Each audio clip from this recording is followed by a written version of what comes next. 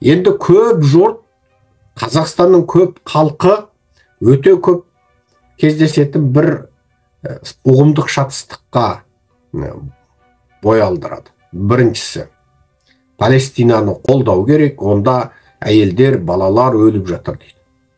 Дұрыс-ақ. Бірақ сенің сол Палестинаны қолдаудан бұрын сенің деңгейің қайсы? Сен оны қолдайтындай қай шамадасың? Палестина кім? Қазақ кім? Ол сенің мұсылман бауырым деп газабектер өлең арнап, жазып, еңіреп, біздегі діни сектабастардың жан таласып, қаржы жинап, жылу жинап, олардың қандай да бір есеп шоттарын ақша аударып кететіндей, соншалықты деңгейде сенің сол Палестинаға беретін көмегіңдей. Сен кімсің, ол кім? Бірінші кезекте, Палестина сенің қазақтың көмегіне мұқтаж ба? Бұл бірінші. Екінші, арабтар 2,5 миллиард халық. 2,5 миллиард халық арабтар. 450 миллион араб бар жер бетінде. Екі, ол геноцидтан геноцид, кеше алдыңғы ғасырда 5 мәрте геноцид көрген. Мынау еламан жұртыныштар дәл осы заманда Қытайда геноцидке ұшырап отырған. Кеше қаңтарда қанды қасап қырғынға өз билігі тарапынан ұшыраған. Оның алдында Жаңаөзенде 1 емес 2 мәрте қырғынға ұшыраған. Қазақтың кім екенін сол Палестин біле ме екен? Сені қаңтарда қырып тастағанда Палестиннің газабектері өлең жазып па? Сені Жаңаөзенде 1 емес 2 мәрте қырғанда сол арабтар қазақ дейтін халықтың бар екенін біліп па?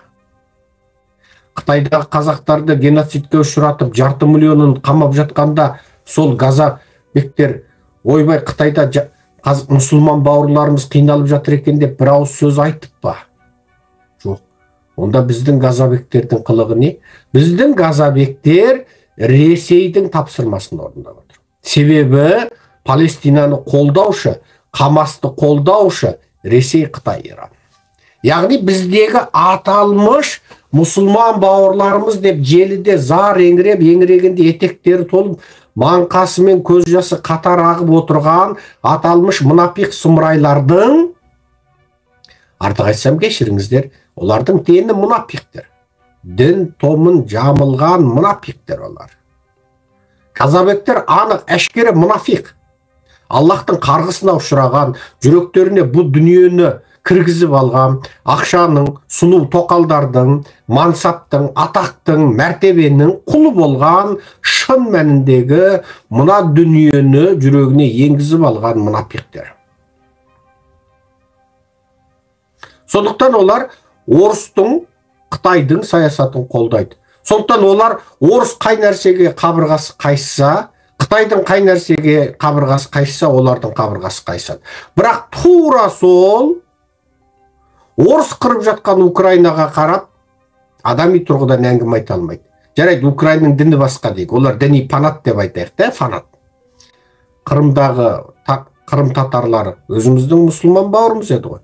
Ол мұсылман бауырымыз ғана емес, кеше қазақ хандығы кезінде қазақтың сұлтандары бар, бақша сарайда билік құрған, қазаққа вассалды мемлекет болып еді ғой. Қазаққа тәуелді мемлекет болған. Оны біздің сұлтандарымыз басқарған. Қырымның 40 батыры деген жыр дастандар сол кезде шығады. Қазақтың батырлық эпостық дастандарының ішіндегі ең көлемді бір шоғыр сол Қырымның 40 батыры. Ал енді қара. Оған жан ашымайды, о кезде мұсылманды қоянбай қалады. Жарайды. Қытайда қазақты геноцидке ұшыратып жатқандар. Ол кезде үндемейді. Ол кезде не дейді? Қытай біздің жеріміздің үстінен 3000 жыл саудасын жасады, ары өтіп кетеді, бері өтіп кетеді, қалып қалмайды. Мұнафиқтық. Нағыз шайтандық. Лағнетті шайтан жүректеріне демдеп еніп алған, өзінің қазағына келгенде жүрегі ауырмайтын, бірақ жатқа келгенде әнсап кетеді. Сондай құтқарғыш болса, жылап еңіреп жүрген, күйеуінен айырылған қазақ әйелдер жүр. Әке шешесі қатар қамалып қалған тірі жетімдер жүр. Сонда солар бір теңгенің теңі қылып бекен сол қазақ. Жоқ, қазір Газаға миллиондап ақша жинап, аударып, әуежайдан Палестинге жіберіп, естері шығып жатыр. Міне әңгіме қайда жатыр. Енді осыдан барып көп адам ойлайды. Мұсылман ғой, анау мынау ғой. Я мұсылман. Дұрыс, менің де жаным ауырады.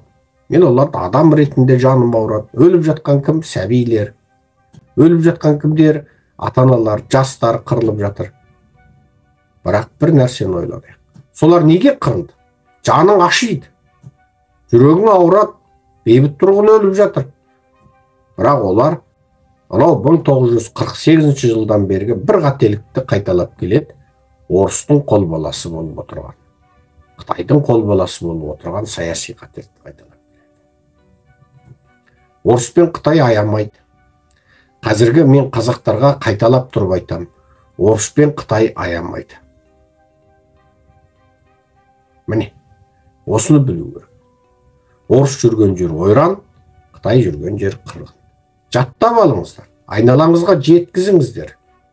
Тойда, нәзірде, өлім жітімде, бас қосуда, соғым басында бәрінде айтыңыздар. Орыс жүрген жер ойран, Қытай жүрген жер қырғын. Орыс пен Қытай қазаққа ешқашан тәуелсіздікті тілемейді. Қазақ және басқа Орта Азия елдерінің тәуелсіз болып тұруының өзі Еуропа мен Америка сияқты батыстағы жетекші елдердің қаржылық, әскери әлеуеті күшті елдердің болуынан.